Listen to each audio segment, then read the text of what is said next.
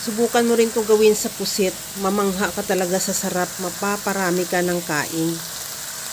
Nagpainit na ako ng tubig. Lagyan ko lang ng asin. At ibablance ko na yung pusit na nilinis ko na yan. 2 pirasong malaki. Hiniwa ko lang ng pa-serving cut. Bali 500 grams.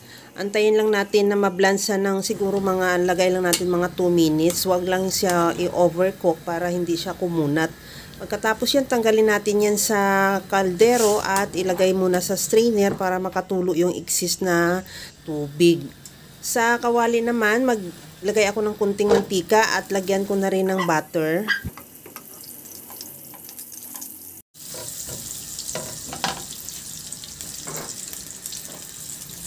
At ilagay ko na yung bawang. Since na buttered garlic squid yung uluto natin, medyo marami-rami yung bawang na ginawa ko. Bali 2 head yan o 2 bulb. O lagay natin 2 ulo ng bawang. Ihalo lang hanggang sa maglabas lang ng aroma at lagyan ko na rin ng tomato paste. Bali mga 1 tablespoon lang, depende sa'yo. Kung gusto mo ng mas matingkad ang pagkakula niya, pwede mo naman dagdagan. Lagyan ko na rin ng oyster sauce.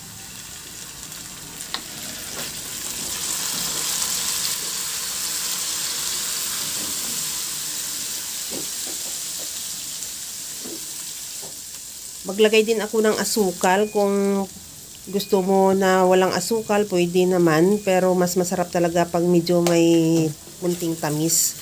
O kaya pwede rin maglagay ka ng soda lemon. At tinimplahan ko na rin ng asin at paminta at maglagay ako ng kunting pinakuluan natin sa pusit. At ihalo lang hanggang sa makuha mo lang yung tamang lapot ng ating sauce. Tikman ko na rin kung okay na yung timpla niya. Lagyan ko ng siling labuyo. Kung ayaw mo na maanghang, pwede hindi ka maglagay. At magtimpla ako ng liquid seasoning, any seasoning or granule seasoning, pwede. At ilagay ko na yung ating pusit. Ihalo lang hanggang sa makot lang ng sauce yung pusit. At ready to serve na yan, yung ating napakasarap na buttered garlic pusit. Kaya mga kalasa, kung nagustuhan mo yung ating video, please like na lang at pakishare na rin sa inyong mga friends. At kung bago ka pa lang sa aking channel, subscribe na at i-click mo na rin ang bell button para sa mga notification. Okay na tong ating buttered garlic pusit. Hanguin na lang natin yan at ready to serve na. Kaya mga kalasa, alam ko, kayang-kaya mo tong gawin dahil sa sobrang simple at napakadali niya lang lutuin. Kagaya lang lagi sa sinasabi ko na wala namang hindi marunong magluto basta sa simpleng paraan lang.